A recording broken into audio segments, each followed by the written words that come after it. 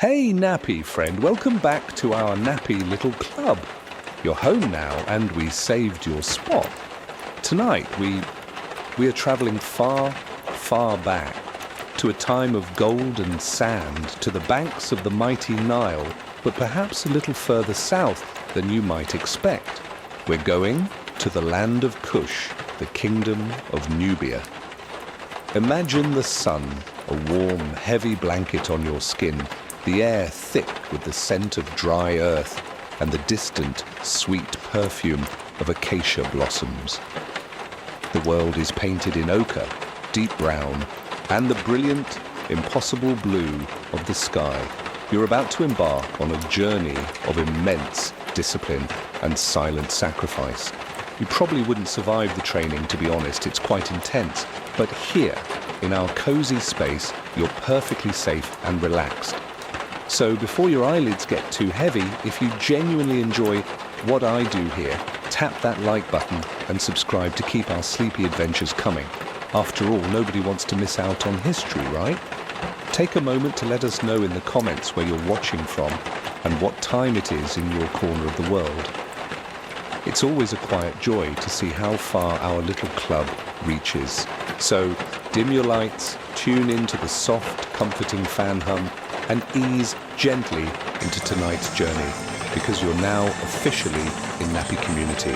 You're not just listening, you're an essential part of our Nappy family, where every night is soothing, special, and yours.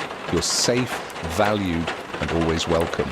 You are Dayden, though today you feel less like a boy with a name and more like a collection of aching muscles held together by sheer will. The sun is a relentless copper shield in the sky, beating down on the training grounds carved from the ochre earth. Your feet, bare and tough, sink slightly into the hot sand, with every movement a constant reminder of the foundation upon which you are being rebuilt. Around you, dozens of other boys, their bodies gleaming with sweat, move through the same grueling drills. You are the sons of Nubia, the chosen few from the land the Egyptians call Taseti, the land of the bow. Pounding of feet on the earth, the only sound besides the panting gasps for air and the chirping of unseen birds waking in the reeds. Your instructor, a veteran named Kemsa, whose face is a roadmap of old battles and whose voice is like grinding stones, ran with you. He carries no whip. He has no need. His disappointment is a far heavier lash than any leather cord. He says that an archer's legs are his first fortress. They must carry you to the perfect vantage point and carry you away from a lost cause. An archer who cannot run is just a target that hasn't been hit yet. A bit of battlefield humour that no one finds. Particularly funny at this hour. Now in the full heat of the day comes the true test. The bow. It is not the elegant, laminated composite bow of the Hittites or the Assyrians. Yours is a simpler, more brutal weapon. It's a self-bow, carved from a single, formidable piece of acacia wood, nearly as tall as you are. It feels less like a tool and more like a living thing in your hands, stubborn and unyielding. You've spent months just learning to brace and draw it, your muscles screaming in protest. To be an archer of Kush is to be a master of this specific instrument of power. You are reminded daily that your ancestors, armed with these same bows, were the feared Medjay, the elite police and protectors of pharaohs long dead. Your skill is not a craft, it is a legacy, a sacred duty passed down through generations. Your focus narrows to the small leather ring fitted snugly over your right thumb. This is the secret of Nubian power. While archers to the north use 3 fingers to draw the string, you are taught the thumb draw. You hook the string behind the ring, lock it with your index finger, and draw back. At first, it was an agony. of fumbled strings and bruised knuckles. But now, after countless repetitions, the motion is becoming instinct. You feel the immense power transfer from your back and shoulders through your arm into that single point of contact. The release is cleaner, faster. The arrow flies with a venomous hiss that the three-fingered draw can't quite replicate. Historians thousands of years from now will debate the specific advantages, but you know the truth in your bones. It just feels more lethal. You raise the bow, sighting down the length of the arrow. Your target is a clay pot filled with sand. 100 paces away, your breathing slows, becoming as steady and quiet as the river flowing just beyond the rise. You ignore the burning in your shoulders, the sweat dripping into your eyes, the fly buzzing lazily near your ear. There is only you, the bow, the arrow, and the target. Kemsa's voice cuts through the air. Not a shout, but a low rumble. Do not think of the pot, Dagon. Think of the gap in a chariot's armor. Think of the eye of a panicked general. Your arrow does not break pottery. It ends dynasties. You release. The string snaps forward, slapping against your leather. Brace her with a satisfying thud.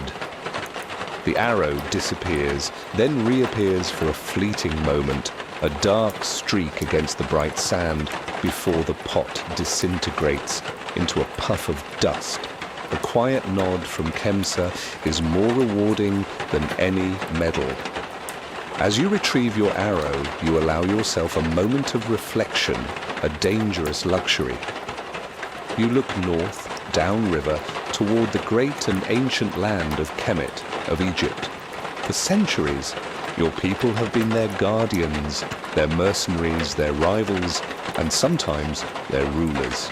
It is a long and tangled history. Scholars of a future age will argue whether your people were merely paid soldiers or something more, a fundamental pillar of Egyptian power, a symbiotic relationship where Nubian strength was essential for the stability of the pharaoh's throne. You wonder about it yourself. Are you simply a weapon to be sold to the highest bidder? Or are you the inheritor of a sacred trust, a guardian whose role is as ancient and vital as the gods themselves? The answer feels as distant and hazy as the shimmering horizon. For now, there is only the sand, the sun, and the satisfying weight of the acacia bow in your hand. You have another 100 arrows to fire before you can even think about the evening meal of lentils and flatbread, a meal that tastes like victory. The sun that forged you in the south now seems like a different star here in Wasit, the city the Greeks will one day call Thebes. It feels less like a raw force of nature and more like a tool, a celestial spotlight used by the Egyptians to illuminate their own glory. You are standing at your post before the great pylon gate of the temple of Amun-Ra at Karnak. The word large does not suffice. The gate is a mountain carved by human hands, covered in endless, intricate scenes of the pharaoh smiting his enemies, enemies who, you notice with a flicker of irony, often look a lot like your own ancestors. Your job is to stand here perfectly still for hours. After the constant motion of your training, this stillness is a new kind of discipline, a battle waged not against muscle fatigue, but against the screaming boredom of the mind. You have become a master of observation. You see everything. You see the high priests, their heads shaved and their bodies draped in immaculate white linen, moving with a serene authority as if they are gliding an inch above the stone pavers. You smell the expensive, cloying mix of lotus, myrrh and spikenard that announces their passage long before they appear. You see the nobles, their coal-lined eyes surveying the world with a casual ownership, their pleated robes a testament to a life free from manual labor. You wonder if their elaborate wigs would even stay on in the humid winds that blow from the south. Your own attire is simple: a leather kilt, sandals, the leather bracer on your arm, and the ever-present acacia, bow slung over your shoulder. You are a functional piece of military hardware set against a backdrop of divine artistry. Midday arrives, and with it, your sustenance. Another guard, your kinsman Akobo, takes your post for a few precious moments while you retreat to a sliver of shade cast by a colossal statue of Ramesses III. From a small pouch, you take your meal. There is no roasted duck, no honey-sweetened cakes, no beer frothily poured from a painted vessel. There is a round of hard, serviceable flatbread made from emmer wheat and a small clay pot containing a thick stew of lentils seasoned with a bit of onion and salt. This is the taste of loyalty. It is the fuel of discipline. As you eat, the aromas wafting from the inner sanctum of the temple are almost an assault. The sizzle of sacrificial offerings on the altars, geese, oxen, the scent of baking bread for the gods, the sweet fragrance of wine being poured as a libation. It's a feast for a deity, and you, its guardian, eat lentils. There's a quiet humor in it that you've come to appreciate. You are trusted to protect a level of opulence you will never, ever share in. Your reward is not in gold, but in the trust itself.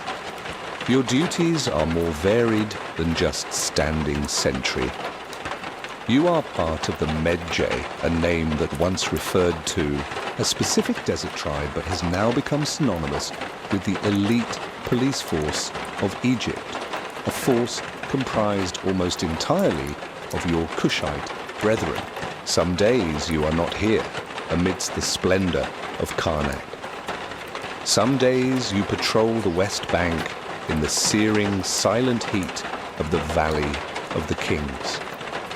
There, in that desolate place, your skills are truly tested.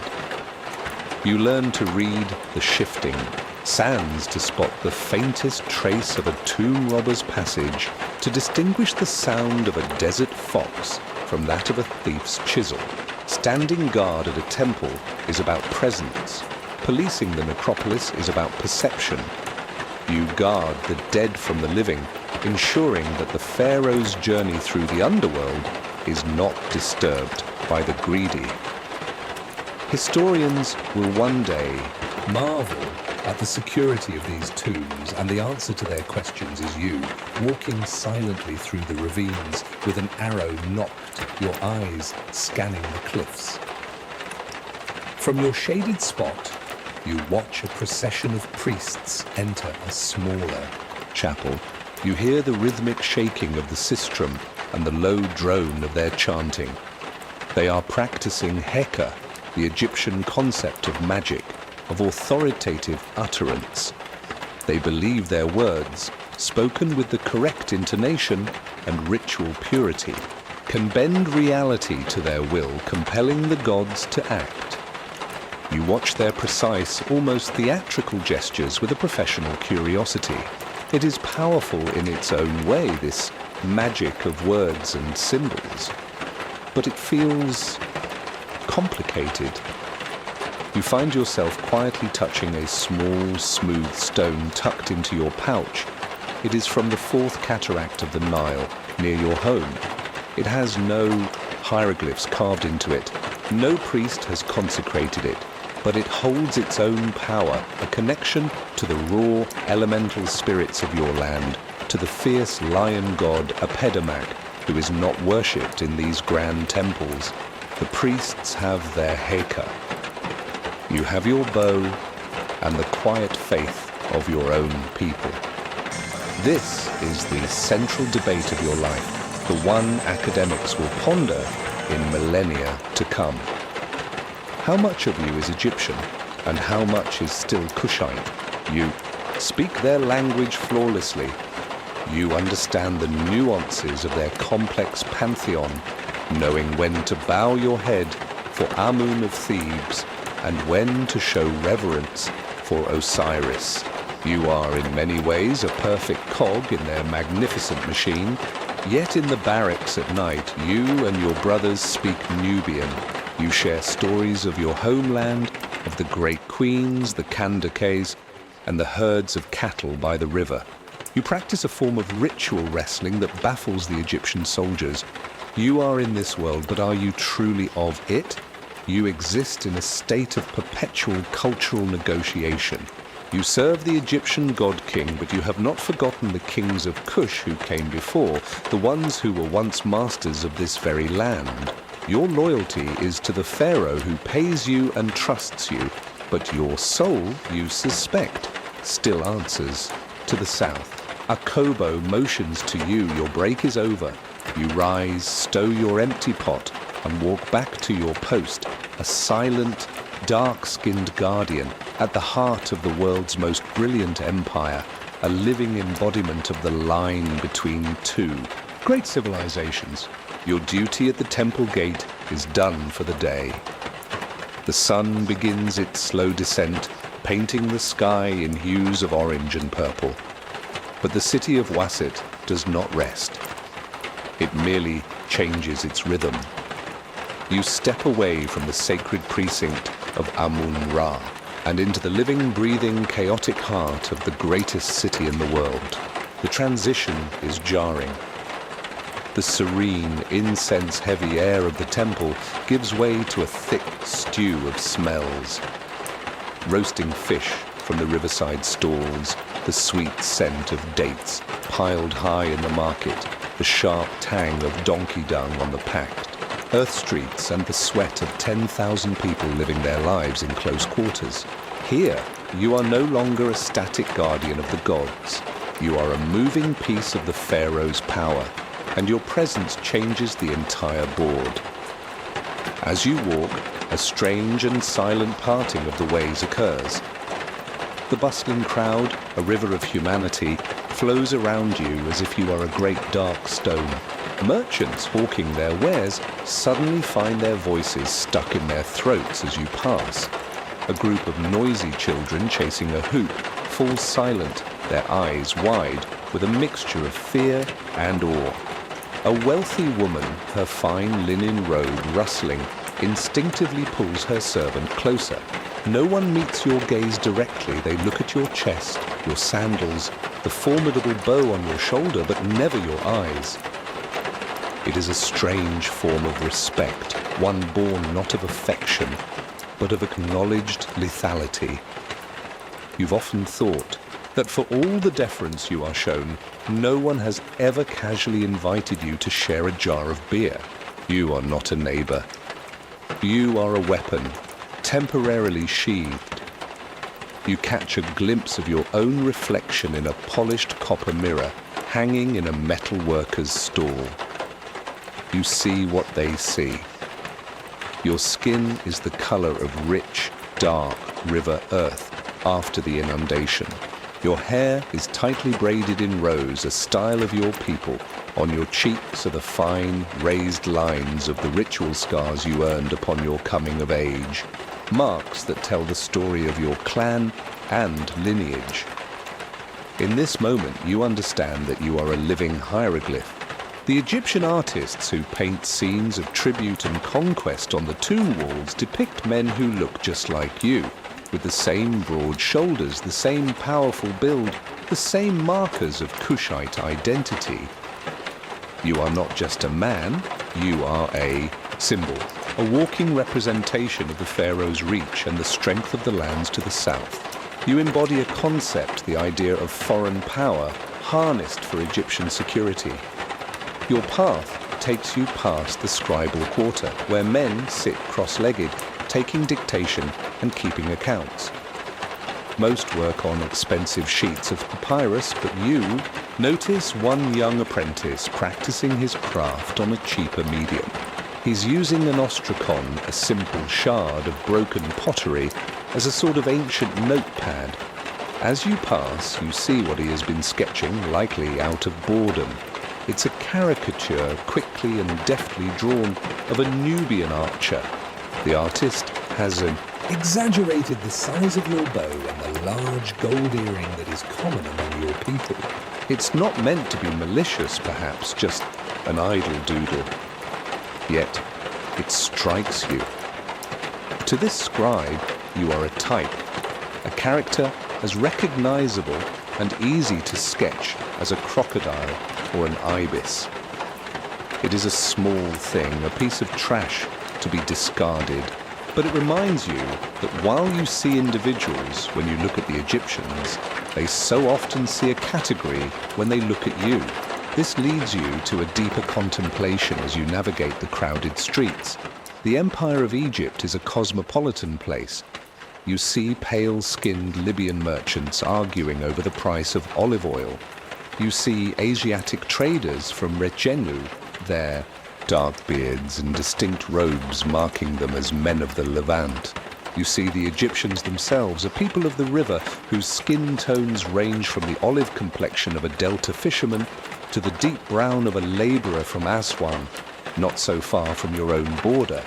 A great debate for future scholars will revolve around the race of these people, trying to fit them into categories that you would not understand. But you see the truth of it clearly. The line that makes you an outsider here is not merely the shade of your skin. It is a deeper, more profound distinction of culture and geography. They are the people of the Black Land, Kemet, their identity, forged by the predictable rhythms of their stretch of the Nile. You are a son of Kush, a land of powerful cataracts, of unpredictable rains, of different gods and different histories.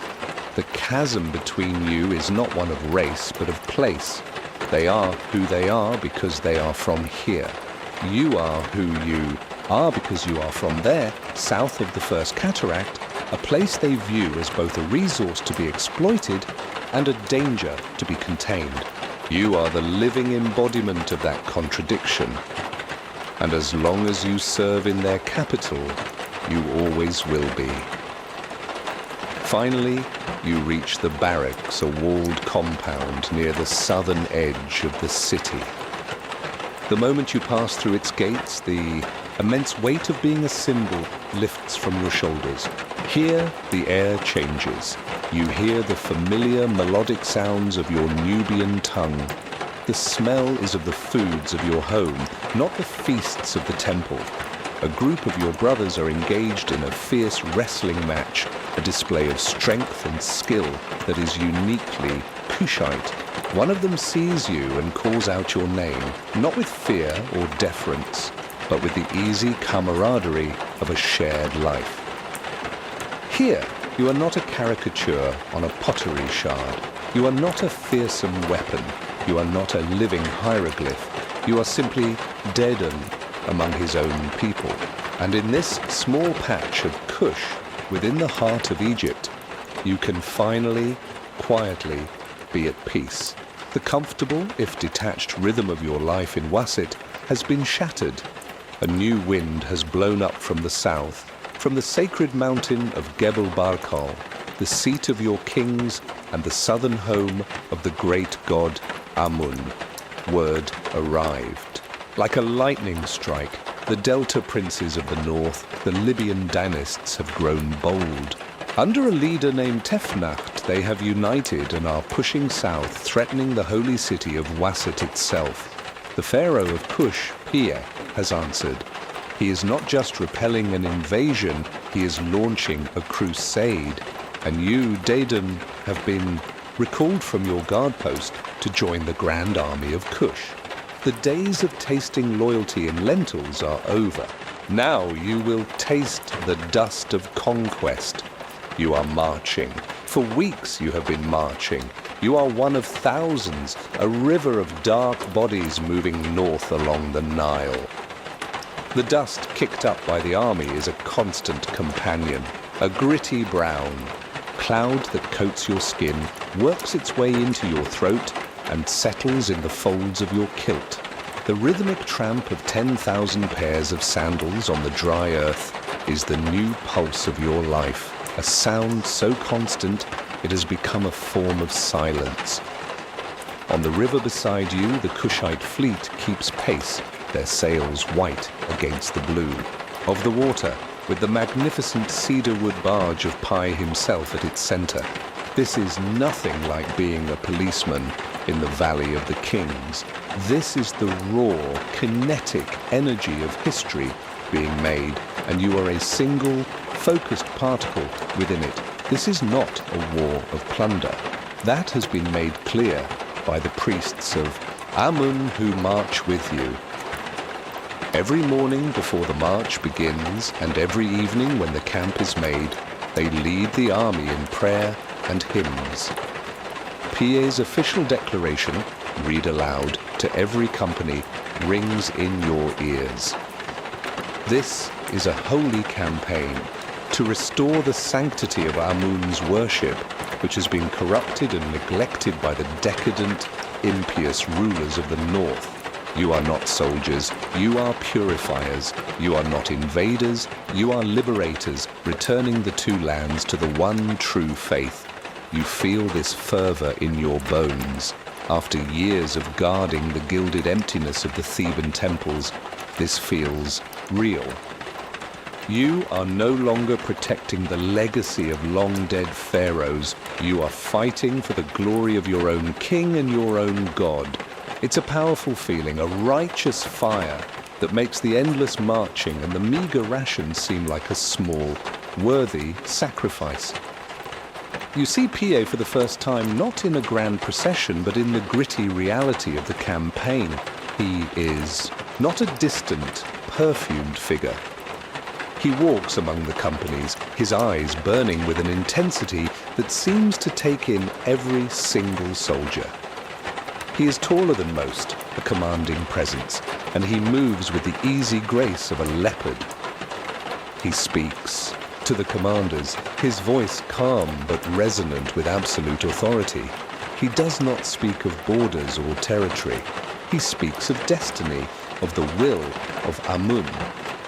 When he looks in your direction, you feel not as if you are being inspected, but as if your soul is being weighed. You believe in his cause because it is impossible not to believe in him. Your first major obstacle is the city of Hermopolis, which has allied itself with Tefnut's coalition. The siege is methodical and brutal. Your archery skills, honed to perfection over years of practice, are unleashed. From hastily constructed earthworks, you and your fellow archers send volley after volley of arrows over the walls, silencing their defenders, clearing the path for the siege engines. When the city finally falls, a strange thing happens.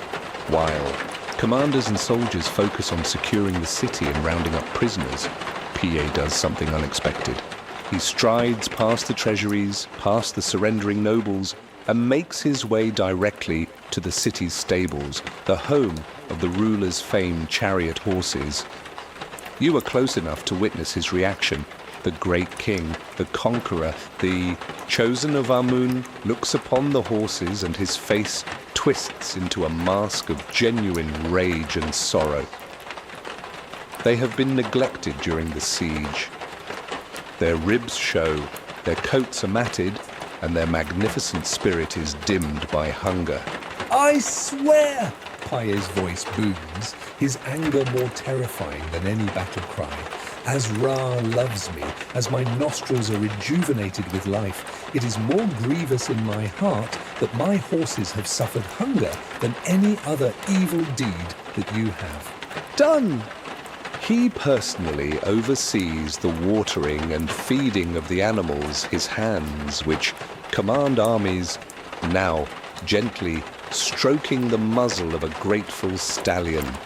In that moment, PA becomes more than a king to you. He is a man of profound and surprising conviction. Any king will love gold. It takes a special kind of man to love a horse more. That night, around a small campfire, you share a piece of captured bread with Kemsa, your old instructor, now a grizzled commander. You speak of the day's events, of the king's righteousness, and his strange passion for horses. Kemsa nods, then draws a map in the sand with a stick. Here is Kush. Here is Wasit. Here, far to the north, is the Delta and the city of Sais. The king is a holy man, Dedan. It is his strength, Kemsa says, his voice a low rasp. But he is not a foolish one. He taps the location of Sais. Tefnut united the Delta. He sought allies in the Middle Kingdom. His ambition was to reclaim Wasit and perhaps even push south. The gods provide the reason for this war, but strategy provides the necessity. If we did not march north to purify the temples, our sons would have had to march north to defend our borders. You stare at the crude map and understand. Historians of the future will debate Paye's true motives, piety or politics. But you see that there is no debate. They are the same thing. To secure the kingdom of the gods, one must first secure the strategic reality on the ground. The Holy War is also a masterstroke of geopolitical foresight. You are an agent of faith and an instrument of grand strategy all at once. The march north has led you here, to the threshold of legend. Before you stands Memphis, the ancient capital, the city of the god Ptah, the white walls of Ineb Hedge. Even from a distance, the city is an intimidating presence. Its fortifications are immense, a testament to centuries of pharaonic power now held by the Northern Coalition. The air, once filled with the righteous fervor of your holy march, is now thick with a tense, heavy silence. The taunts of the defenders on the walls are carried on the wind, arrogant and sure of their city's strength. You can feel a ripple of doubt pass through some of the younger soldiers. This is not a provincial town like Hermopolis. This is the heart of northern power. Paye's commanders are cautious. In a council of war, they advocate for a prolonged siege, for surrounding the city and starving it out. They speak of ramps and siege towers, a battle that would take months and cost thousands of lives. Paye listens patiently, his face like carved granite. But a long siege is not his way. He dismisses his generals and spends a night in prayer. The next morning, his strategy is revealed, and it is one of audacious, almost insane brilliance. But before the first blow is struck, he does something that speaks volumes about his mind. He orders a grand ritual to be performed in full view of the city walls, not to Amun, your marching god, but to Ptah, the patron deity of Memphis itself. You watch as the priests, under the king's direction, make offerings and chant hymns in praise of the god of craftsmen. It is a stunning act of psychological warfare. The message is clear to all who witness it inside and outside the walls. I am not here to destroy your city or desecrate your god. I am here to liberate them from their unworthy custodians. It is a move of such shrewdness that it bolsters the faith of your entire army. You are not conquerors, you are rightful inheritors. Paye is not just a general, he is the true high priest of all the gods of Egypt. The doubt you felt moments ago evaporates, replaced by a renewed and unshakable sense of purpose. The king's plan is now set in motion. The army will not attack the formidable landward walls. They will attack from the river. You and your company of archers are herded onto the largest transport ships of the fleet. The mood is a strange mix of grim determination and giddy excitement. The plan is to use the fleet as a weapon of assault. As the ships sail towards the city's bustling harbour, a new order is given, one that makes your stomach lurch. You are to climb the tall masts of the ships. Climbing a swaying mast in full battle gear with the deck far below was not a skill. You practiced in the sands of Nubia. A fellow archer makes a grim joke about getting a much better view of the fish, but no one laughs. You stow your sandals, grip the thick cedar wood, and begin the terrifying ascent. From your perch, high above the river, the world transforms into a terrifying living map. You see the whole scene.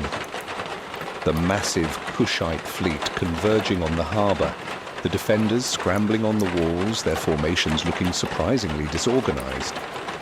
You notice different banners representing different Delta Lords, their troops moving with a hint of uncoordinated panic. Scholars of the future will debate the cohesiveness of this northern army, but from your vantage point you see the weakness firsthand. It is not one army, but many, bound by a fragile alliance that is about to be tested by the singular, unified will of your king. Then comes the order, a series of horn blasts that cut through the din.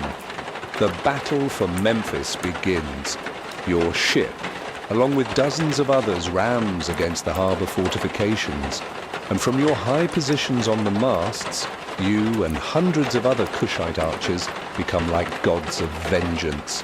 You are no longer shooting up at a fortified wall, you are shooting down upon an exposed enemy. The command to fire is given and you become a machine. Your world shrinks to the simple, brutal rhythm of your training. Nock the arrow, draw the acacia bough until it groans. Sight a target, a helmet, a shoulder, a space between two shields. Release. And repeat. You don't have time to track a single arrow's flight. You just reach for the next one as the air fills with the sound of 1,000 deadly wasps. Below you, the harbour walls become a scene of chaos. The arrow storm is relentless, inescapable. Defenders fall, abandon their posts, or try in vain to raise their shields against a threat coming from above. Your arrows are a physical manifestation of Paye's strategy, each one a small part of a brilliant, unconventional idea. You feel a strange sense of detachment, a surreal calm amidst the carnage. You are an instrument of your king's will, a single drop in a rain that washes away resistance.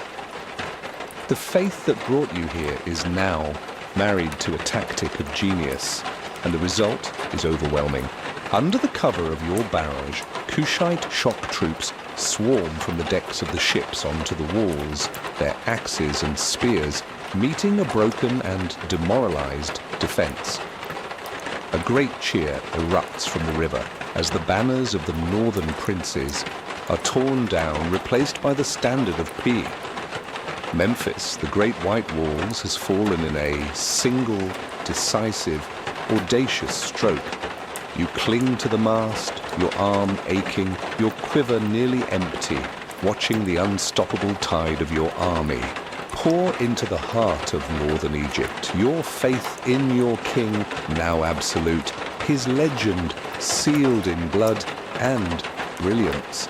The reek of battle has been scrubbed from the palace, replaced by the cool, dry smell of ancient stone and the heavy perfume of ceremonial incense. The war is over. Memphis has fallen, and with it, the will of the northern princes has shattered. You are standing on honor guard in the great throne room of the pharaohs, a hall so vast and old it seems to hum with the ghosts of 100 forgotten kings.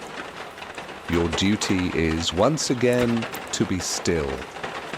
But this is a stillness electric with significance. You are not guarding a temple. You are guarding the climax of history, the moment your entire life and the lives of your comrades has led to. The hall is a forest of colossal pillars, their surfaces covered in intricate carvings that tell stories of gods and long-dead dynasties. At the far end, upon a gilded dais, sits Pi. He is not seated on the ancient throne itself, a calculated gesture of piety, but on a simpler campaign chair placed before it. Yet he is the absolute center of all power in the room. He wears the shent, the double crown of Upper and Lower Egypt, its white and red forms symbolizing the union of the two lands under his rule. He looks less like a man and more like a statue brought to life, his expression serene and unreadable. Before him, the messengers of the defeated Delta Lords prostrate themselves. These are not the princes themselves. Their pride, it seems, is too great for a personal surrender, but their highest emissaries, dressed in finery that now looks like a costume for a tragic play. They offer tribute, chests of gold, silver, fine linens, and deeds to vast tracts of land. You watch them, these representatives of the great Northern Coalition, and think of a phrase you once heard a scribe use to describe the shifting alliances of Egypt, a broken reed. Their confederation, which looked so strong from a distance, was hollow. It took only one firm push from a unified force, a force driven by singular purpose and faith, for it to snap completely, piercing the hands of all who leaned on it. Yea, accepts their submission not with a conqueror's gloating, but with the calm authority of a father accepting the apology of a wayward child. His voice, when he speaks, is not loud, but it fills the vast hall, each word clear and deliberate. He speaks of restoring Ma'at, the divine order of truth and justice that has been disturbed. He speaks not of a Kushite victory, but of a victory for Amun. As you listen, a profound and complex feeling washes over you. You are witnessing a moment that scholars will debate for thousands of years. Is this a foreign occupation? You look at your king, a man of Nubia, his features and dark skin, so familiar to you. Yet, you look at his crown, you listen to his words, you observe his reverence for the traditions of this place, and you realize he is behaving more like a traditional pharaoh than the defeated Egyptians he has just vanquished. He is not imposing a new culture. He is claiming to be the sole true vessel of the old one. In his view, and in the view of his followers, he has not conquered Egypt, he has rescued it from itself. The line between restorer and conqueror blurs until it seems to have vanished entirely.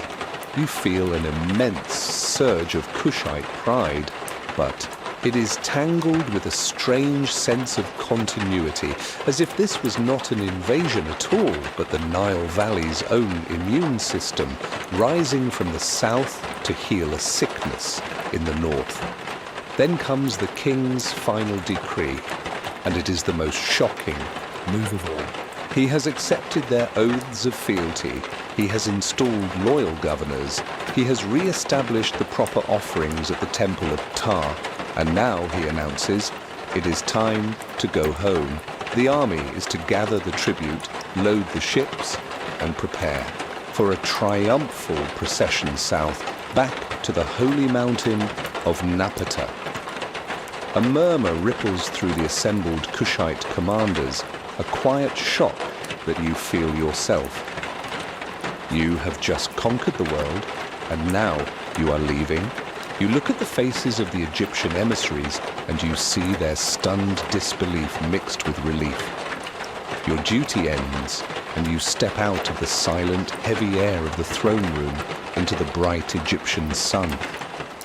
The city is calm, subdued. The work of loading Pi's fleet has already begun. Barges are piled high with the spoils of the north. You, a simple archer, have no insight into the grand strategy of a king. Perhaps he believes his physical presence isn't necessary, that his aura and the fear he has instilled are enough. Perhaps he considers the north a tainted land, a place to be pacified, but not to be lived in.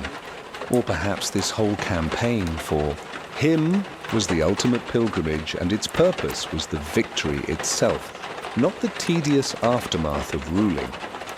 you are filled with questions. A Kushite reigns supreme over the two lands, the dream of generations made real. But what does that reign mean if the king is hundreds of miles away in his southern capital? You have proven your strength, but have you won their heart? You look at the people of Memphis watching the Kushite soldiers in their streets. They are not rebellious, but they are not welcoming. They are conquered as you head towards the barracks. To prepare for the long, triumphant march home, you feel the deep satisfaction of a soldier who has won a great victory. But beneath it, for the first time, is a quiet thrum of uncertainty. You have seized power, but you wonder now about the difficulty of holding it. The future of the 25th dynasty, your dynasty, feels both glorious and strangely precarious. The dust of Egypt has long been washed from your skin, rinsed away by the waters of the Nile on the long, triumphant journey home. Years have passed. The glorious campaign of Pie is now a story you tell to wide-eyed young recruits, a legend, burnished with every retelling. You are home, Dedan, but home is not the small village of your boyhood. You have been granted a position of honor in the heart of the empire, the royal city of Meroe. And it is a world away from the golden splendor of Thebes.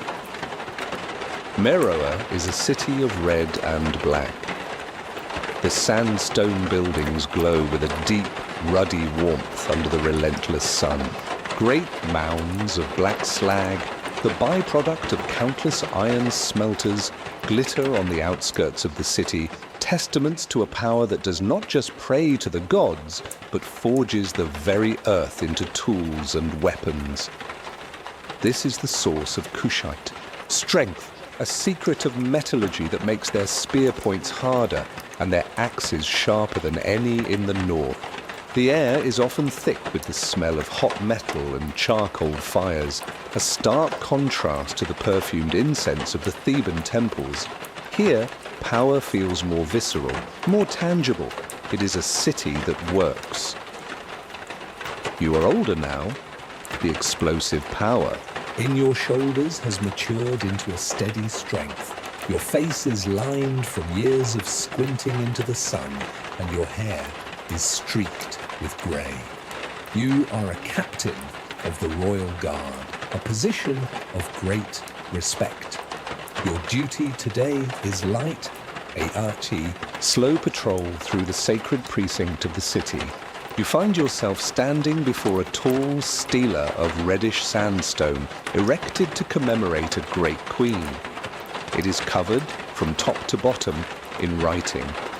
And here, in the heart of your own country, you feel a familiar, yet profoundly different sense of being an outsider. You run your fingers, calloused from a lifetime of holding a bow, over the carved symbols. They are beautiful, elegant, and maddeningly familiar. This is the Meroitic script, the language of your own people. You learned to read and write Egyptian with fluency. It was a requirement of your service there. You mastered its thousands of complex hieroglyphs, its pictograms, logograms, and determinatives.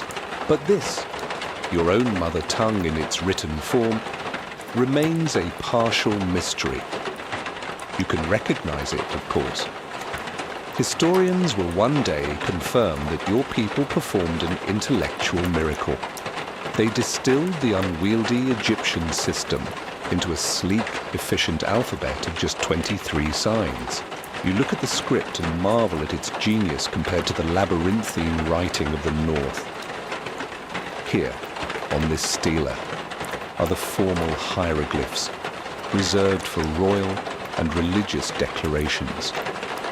They bear a passing resemblance to their Egyptian cousins, but they are distinctly Kushite, bolder, more fluid. On a nearby offering table, you see the other form of the script, the cursive, flowing letters used for everyday business. This is the writing you see on pottery shards, on merchants' receipts, on administrative dockets. And this is the source of your frustration. You can sound it out. After decades of seeing it, you have learned the alphabet.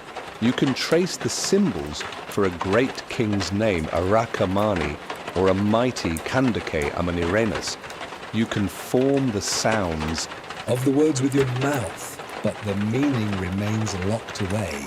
It is like hearing a beautiful song in a language you do not speak. You can appreciate the melody, but the story is lost to you. The vocabulary, the grammar, the soul of the words, that is a secret kept by the priests and the royal scribes. This, you realize, is a subject of endless fascination. Was this knowledge for everyone? You see the script everywhere, far more common than hieroglyphs ever were in the markets of Thebes. This suggests a wider use, a more literate society. Yet you, a captain of the Royal Guard, are only semi-literate in your own language. It seems the genius alphabet of your people did not necessarily create a nation of readers, but perhaps a more efficient class of scribes. You conclude that literacy is still a form of power, a guild secret to be protected. You can command 100 men, but you cannot fully read the decree that gives you the order. There is a deep and profound irony in that, one you can't help but find grimly amusing. It was easier to help conquer Egypt than it is to read a wine cellar's inventory. In Meroe, you look at the stela again, at the rows of silent, whispering symbols. They tell a story of a great queen, of battles fought, of gods appeased. It is your history, the history of your people. You guarded the secrets of dead pharaohs in their tombs, secrets you could read and understand. Here, you guard the living, secrets of your own kingdom, and they are closed to you. It makes you wonder what is truly written on these stones. Are they grand poems, detailed histories, or, as you sometimes suspect, with a touch of a soldier's cynicism, just very long and elaborate tax receipts? The ambiguity is maddening. As the sun begins to dip towards the horizon, casting long shadows that swallow the inscriptions, you step back. You feel a profound sense of awe. This script is the soul of Kush made visible. It is a declaration of independence from their northern neighbors, a statement that they are not merely a reflection of Egypt, but a unique and powerful civilization in their own right. And you are its guardian. You may not understand every word, but you understand its importance. You are a keeper of a flame whose light you cannot fully see. The whispers of the stone will remain just that. Whispers, tantalizingly close, forever, just out of reach. A short walk from the bustling metallic scent of Meroe lies another city, one of profound and eternal silence, the royal necropolis.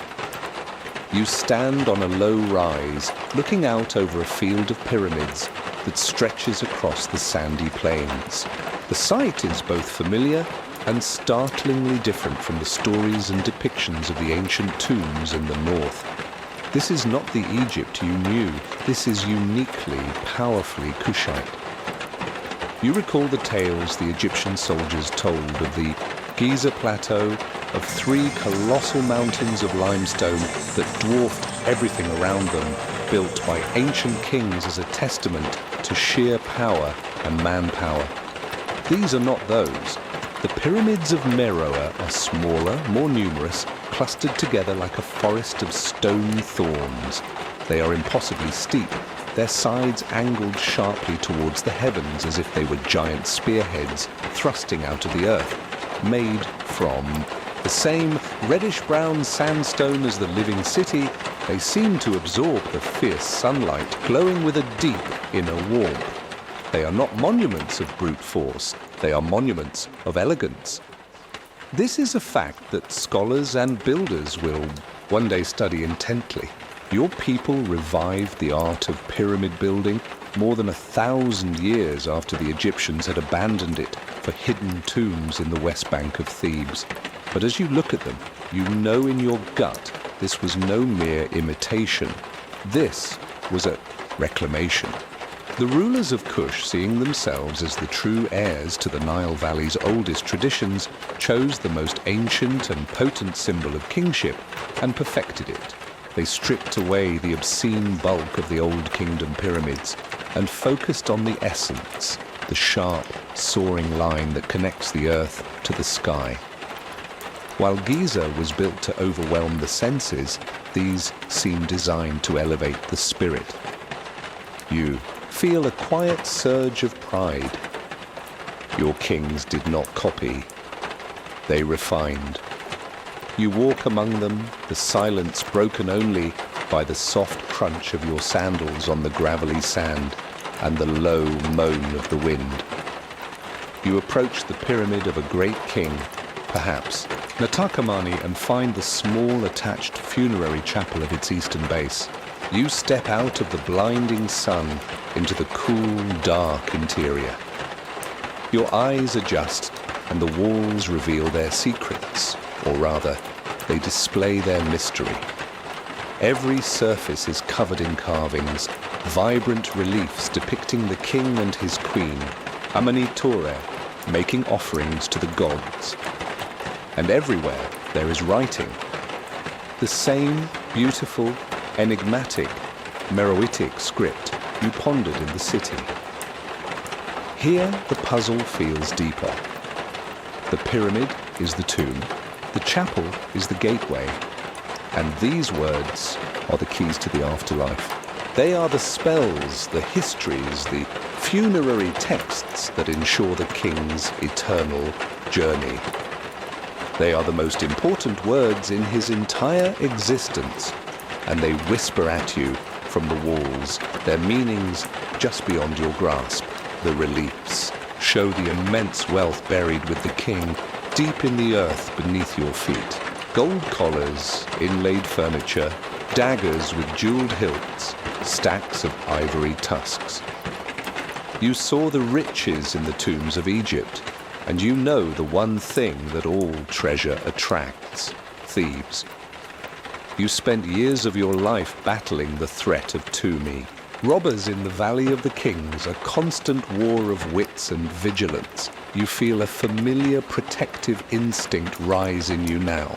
You look at the structure of these tombs, the chapel above, the burial chamber sealed far below, and you wonder about their security. It seems a clever design, separating the place of worship from the place of rest. A robber could desecrate this chapel, but they would still have to find and navigate the sealed shaft to the real treasure. You find yourself looking up at the pyramid's sharp point, at the capstone that once would have been sheathed in polished gold to catch the first and last rays of the sun. It seems so high, so untouchable. You cannot imagine the kind of greed that would motivate a man to try and desecrate something so magnificent, to tear it apart for the promise of gold. The thought is a fleeting one, a moment of grim speculation, but the protective feeling lingers. These tombs are not just the resting places of kings, they are the anchor of your people's history. To violate them would be to violate your very soul. You place a hand on the cool stone, a silent vow to protect this sacred place. You think, with a touch of grim humor, that the greatest protection for the stories on these walls is the fact that so few can read them. The gold may be stolen, but the words, at least, are safe. As the afternoon sun begins its descent, you step out of the chapel and walk back to your vantage point on the hill. The setting sun ignites the pyramids, and their long, sharp shadows stretch across the desert like the fingers of sleeping giants. They are a crown on the brow of the land. In their presence you feel the weight of centuries, the long line of kings and warrior queens who now rest in the earth. The mystery of the Meroitic script and the debate over cultural influence all seem like small academic questions in the face of this. The reality is here, in the stone. It is a powerful, silent, and enduring declaration. It says, "We are the Kingdom of Kush. We are mighty. We are eternal. You sit in the fading light, a silent guardian, in a city of silent kings, and you feel a sense of peace. You are a small part of this immense and continuing story. Your duties in the royal city often lead you past the great temple of Apedamak, the lion-headed warrior god who is a patron of your people. Unlike the grand temples of Amun in Thebes, which were ancient, established centers of learning, this place feels alive with a raw, creative energy. Here, knowledge is not just being preserved, it feels like it is being forged, right alongside the iron that makes your kingdom strong. You see it in the intense, focused work of the priests and scribes who move through its colonnaded halls. One afternoon, you stand in the shade of a portico, observing a scene that captivates you. A master smelter from the city's forges, a man whose arms are thick with muscle and scarred from stray sparks, is in deep consultation with a temple scribe. The scribe, a slender man whose only calluses are on his fingertips, is not writing on precious papyrus. He is working on a large, damp clay tablet, sketching with a stylus as the smelter speaks and gestures emphatically. You are close enough to see the drawings. They are diagrams, intricate cross-sections of furnaces, designs for more efficient bellows and strange symbols that you guess must represent different qualities of heat or types of ore. The scribe makes notes beside the drawings in swift, flowing Meroitic cursive. In that moment, you understand a profound truth. The legendary iron of Kush, the source of its wealth and military might, is not just a craft passed down from father to son. It is a science, it is a body of knowledge that is being studied, documented, improved upon, and archived. This is a technology the Egyptians, with all their gold and grandeur, never mastered to this extent.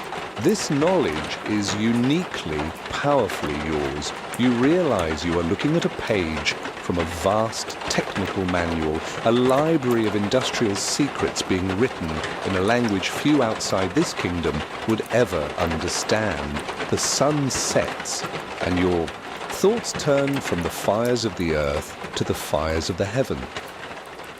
At night, you sometimes see the priests of the high sanctuary ascend to the flat roof of the temple. They carry strange bronze instruments, sighting tools that are different from the ones you saw the Egyptian priests use. One night, you see a senior priest unroll a long chart, a map of the night sky. But the constellations depicted are not the familiar figures of Osiris and Isis, or the bull or the scorpion that you learn to identify in the north.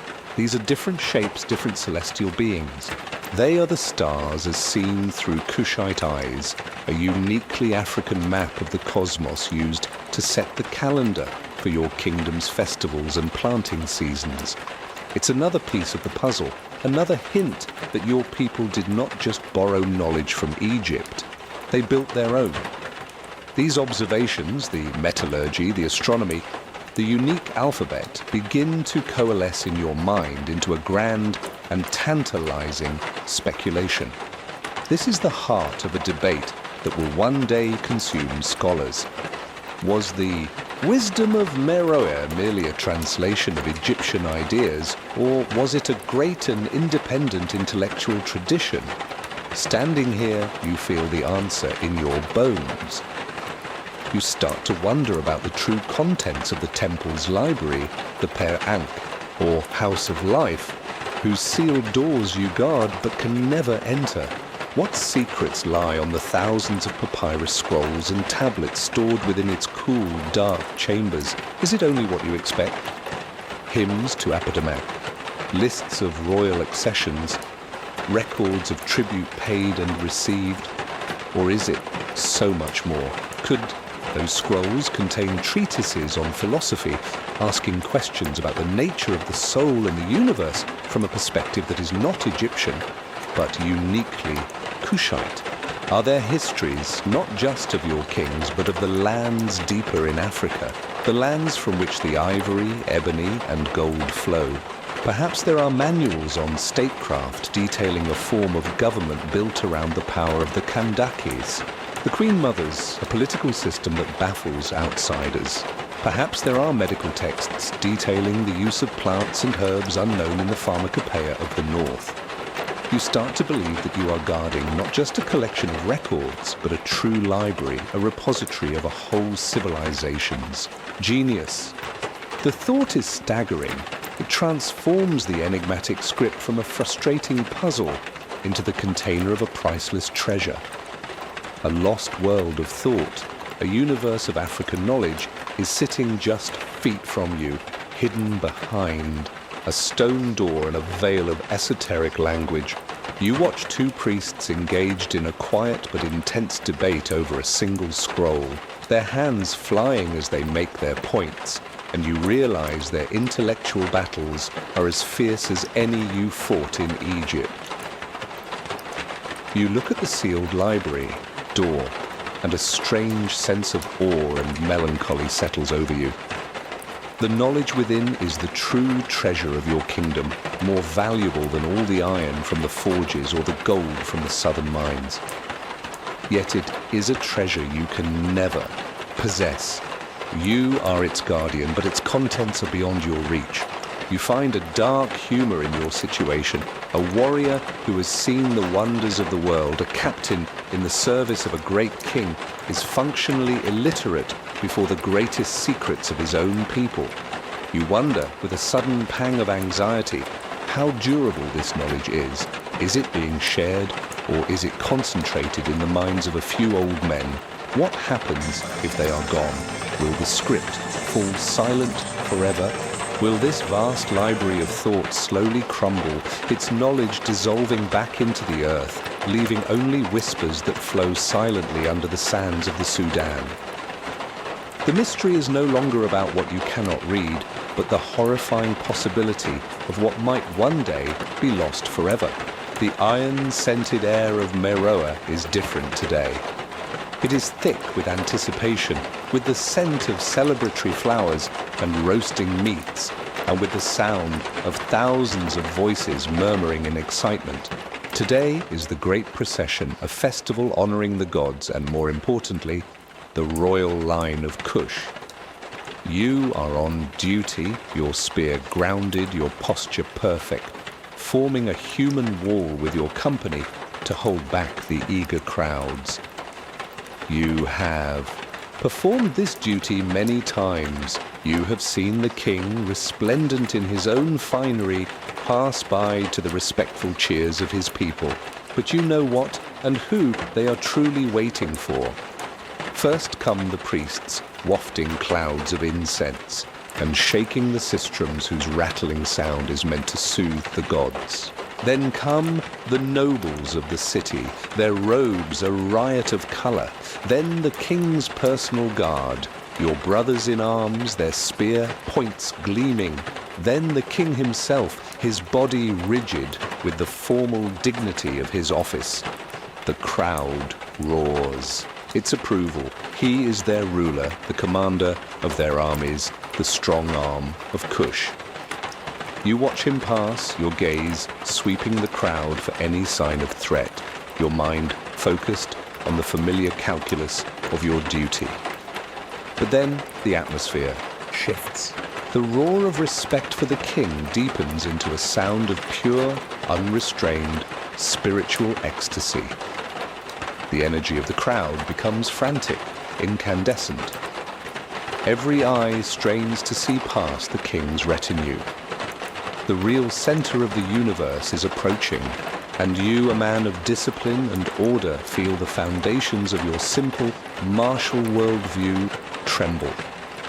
She arrives in a litter that seems to float on the shoulders of 8 massive bearers.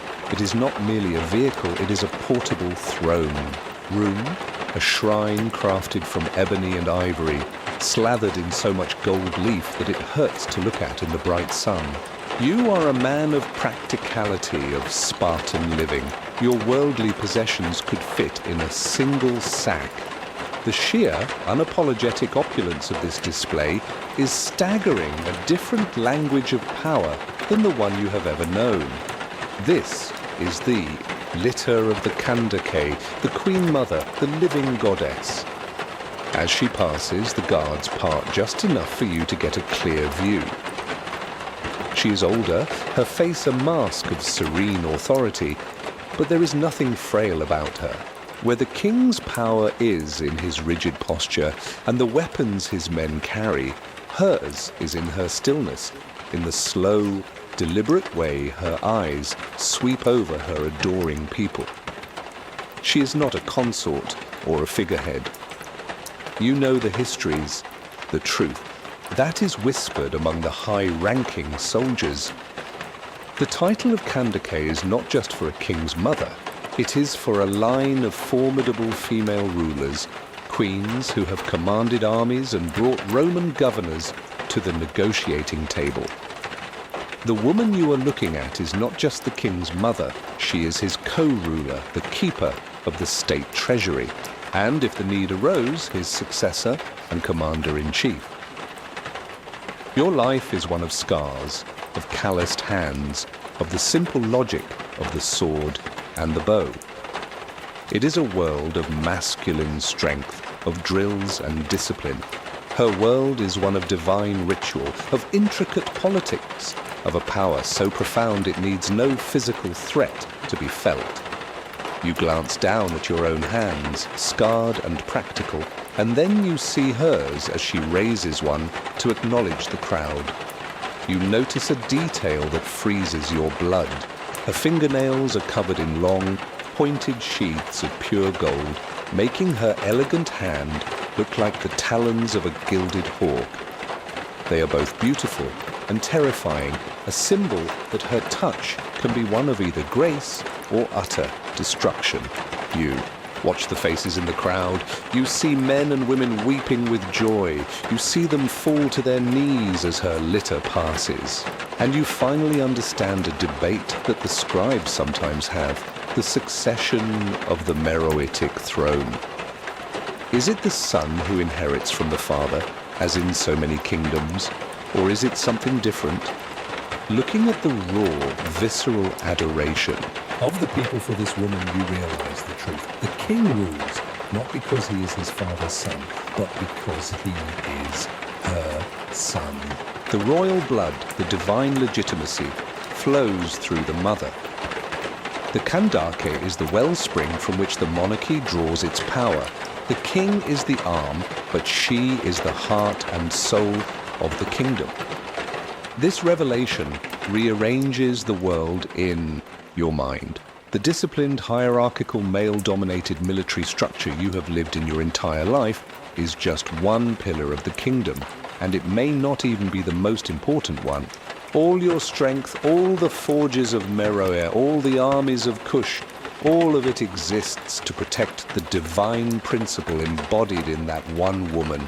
Your bow, which has brought down enemies from 100 paces, feels like a child's toy in the face of the immense, intangible power radiating from that golden litter. You find a moment of dry humor in the thought that for all the wealth she wears, it is her symbolic value that is truly beyond price. The procession moves on, the wave of ecstatic energy following in its wake, leaving you in the relatively calm Aftermath. The street is littered with flowers thrown in her path. Your duty continues, but your perspective has been forever altered. You have spent a lifetime understanding power as something you can hold in your hand, a spear or something you can exert with your body, we draw the bow. Today, you have witnessed a power that is woven from bloodline, faith, and history. A force far more absolute and mysterious. You are a guardian of the king, but you now know that you, the king, and the entire kingdom all stand in the profound and powerful shadow of the Kandake. Your years of silent, unwavering loyalty have earned you a new post, a position of ultimate trust. You are no longer a captain of the outer guard exposed to the dust of the city. You are now a member of the Kandake's personal detail, a guardian of the inner sanctum. Your station is inside the Royal Treasury Buildings, a place of cool, quiet stone where the true lifeblood of the kingdom is stored. And what you witness here fundamentally changes your understanding of power. You thought power was a spear. You are about to learn that power is a ledger. The treasury is not just a vault filled with gold. It is a bustling administrative centre, the economic heart of a vast commercial empire. You stand guard as caravans, having completed their arduous journeys, deliver their goods. You see things that most people in the world can only dream of. Towering stacks of elephant tusks, their ivory so white it seems to glow. Bales of ebony wood, dark and dense. Sacks of frankincense and myrrh from the distant lands of Punt, their exotic, spicy scent filling the air and clinging to your clothes. Cages containing exotic animals destined for the menageries of foreign kings, leopards, giraffes and chattering baboons.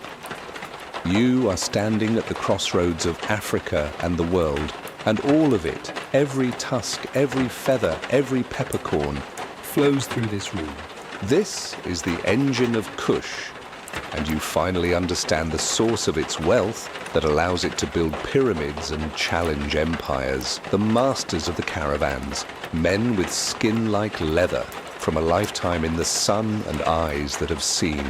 1,000 dangers stand before the scribes to give their accounting, but the final audience is not with a scribe or a minister.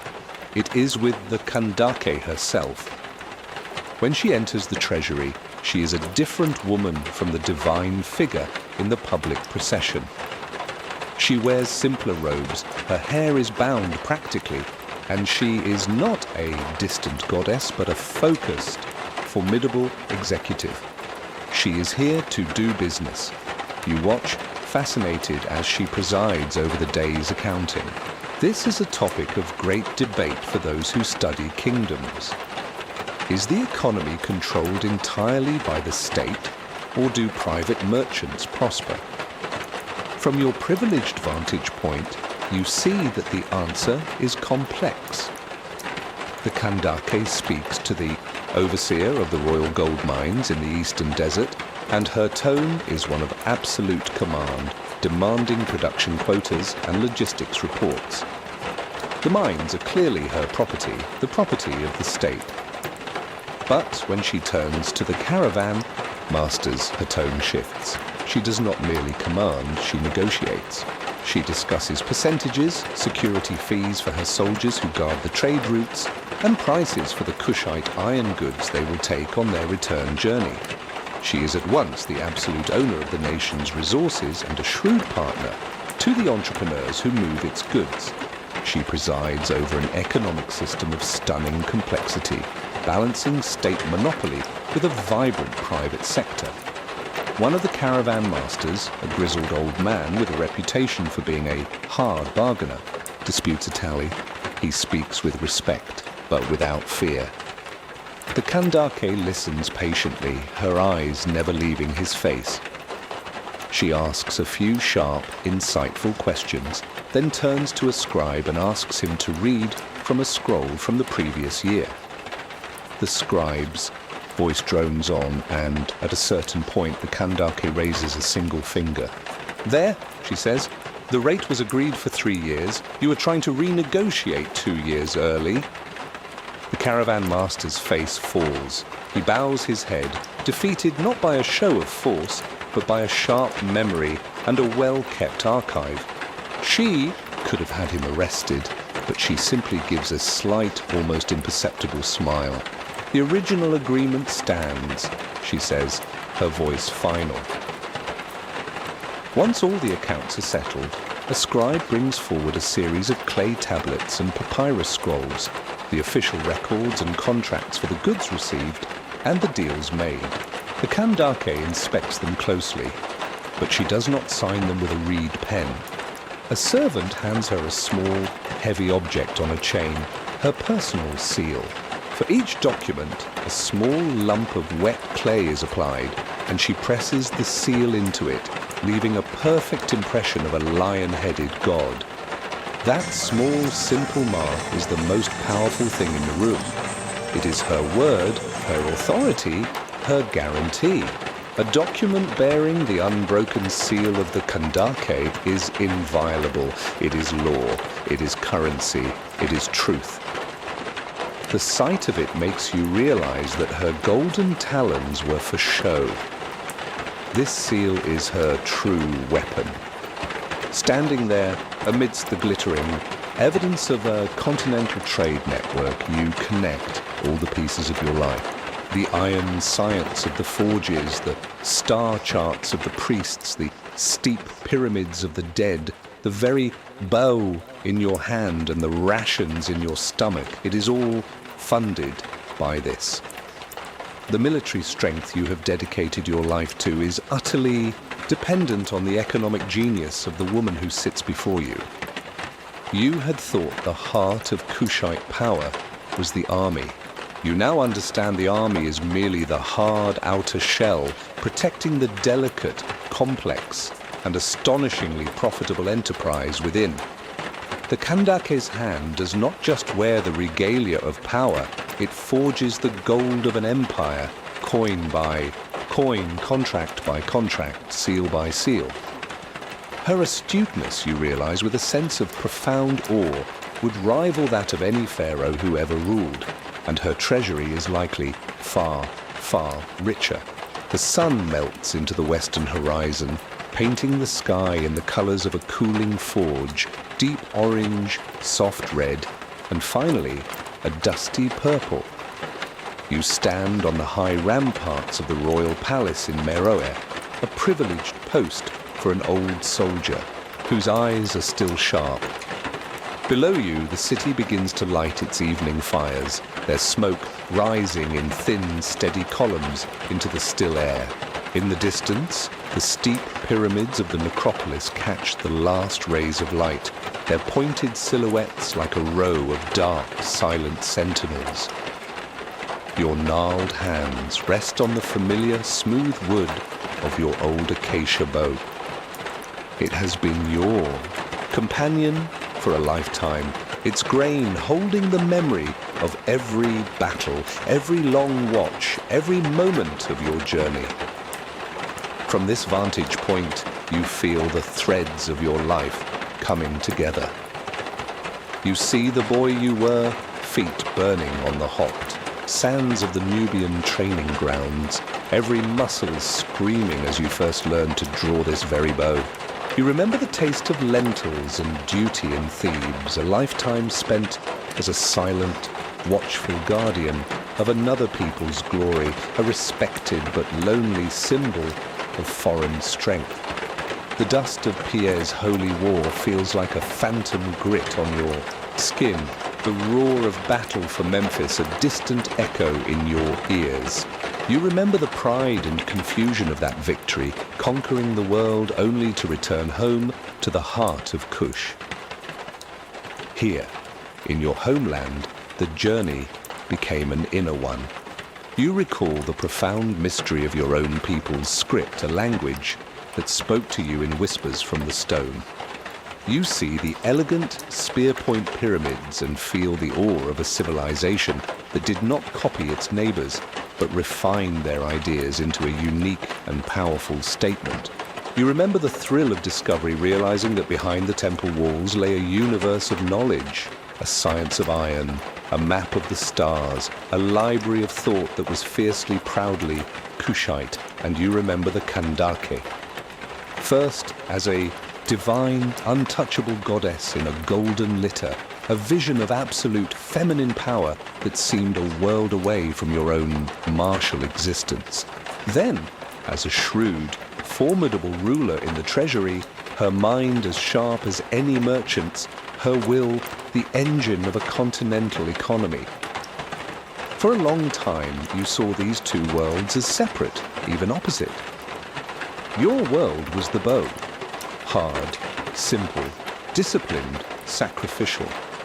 A world of leather, wood, and iron. Her world was the throne, opulent, complex, divine, and political. A world of gold, incense, and secrets, but now, in the twilight of your life, you finally see the whole picture. They are not opposites. They are two halves of a single perfect circle. You look at your bow. Its acacia wood grew strong from the soil of Kush. Its string is made from the gut of a Kushite animal. The iron tip of the arrow it fires was smelted in the forges of Meroe. But the wealth that paid the woodcutter, the herdsman, and the smelter, that wealth flowed from the trade routes controlled by the Kandake. Her economic genius funded the very weapon in your hand, and in turn, the security provided by your bow and by the entire army is what allows her caravans to travel safely, her mines to operate in peace, and her kingdom to prosper without fear. Of invasion, the archer's bow and the queen's throne are not in conflict, they are in dialogue. One is the question, the other is the answer. One is the strength, the other is the purpose. The masculine and the feminine, the martial and the political, the sacrificial discipline and the divine opulence, they are all woven together into the single magnificent tapestry of the Kingdom of Kush. There is no resentment in your heart. No feeling that your life of hardship was lesser than her life of splendor. You feel only a deep, profound sense of rightness. You were a guardian. You protected the body of the kingdom so that its soul could flourish. Your name will not be carved on any stela. No hymns will be sung for you in the temples, but your legacy is in the quiet hum of the prosperous city below you, in the unbreached walls of the palace, and in the eternal, undisturbed peace of the royal tombs. You played your part. The silent, unseen sacrifice was the foundation upon which the glory was built. You understand now that your bow did not just serve the throne. In a way, it was the throne, its foundation, and its defense. The two are, and always have been, one. The last sliver of the sun has vanished, and a deep, comforting twilight settles over the land of Kush. The air cools, carrying the faint, gentle scent of evening blossoms from the palace gardens. Down below, the sounds of the city are softening, the sharp noises of the day giving way to a low, sleepy murmur. The world is putting itself to bed. Your own long journey is over now. The story of Dedun, the archer, the guardian, has found its peaceful end. All the battles have been fought, all the questions have been answered. There is only a quiet and satisfying stillness. Breathe in that soft evening air. Let the quiet of the Sudanese night envelop you like a warm, familiar blanket. The stars begin to appear, scattered like tiny diamonds on an endless expanse of dark velvet. They are the same stars that Dedun watched over so many years, the same silent companions to his long nights on guard. They have seen empires rise and fall, and they will continue their slow, graceful dance long after all our stories are told. There is a great comfort in their constancy, a deep peace in their silent, unwavering presence. There is nothing more for you to do now. No walls to guard, no mysteries to solve. You can let go of the day, of all your thoughts and worries. Let them drift away like smoke from the evening fires rising up into the vast, calm sky. Feel the weight of your own body, safe and comfortable in your bed. Feel the gentle rise and fall of your own breath, a slow and steady rhythm like the quiet flow of the Nile in the deep of night. You are safe, you are at peace. The story has been told, and now it is time for rest. Dedan has found his peace on the palace walls, and you can find yours here, now, in the soft comfort of your own bed. The moonlight falls gently on the steep, silent pyramids, bathing them in a soft, silvery glow. They will stand guard through the night, keeping watch while the world sleeps. And you can sleep too, deeply and without dream, held in the quiet, ancient cradle of history. You've reached the end of another cozy nappy tale. Sleep well, and remember, you're always welcome.